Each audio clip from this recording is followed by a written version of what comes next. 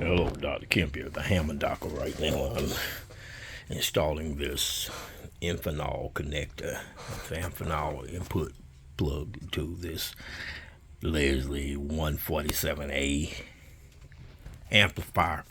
Okay, so the first two wires that I'm getting ready to connect, this is the black, goes over here to the load, and then the green that connects to the volume pot. Then I'll connect the blue wire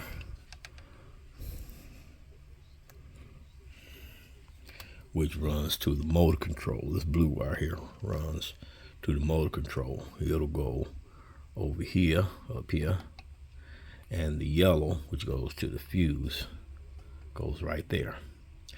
And then I have a red and purple, which have the cap on it, capacitor on it, and it goes in the middle. So purple on that side, and get my pointer. So purple will be on that side, and yellow will be right there.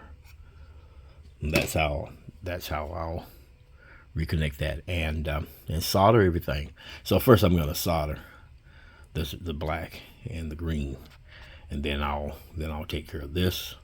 Then I'll do the yellow and blue, yellow and blue. All right, that's it for right now. Let me get to work, Dr. Kemp, the Hammond Doc. Peace out.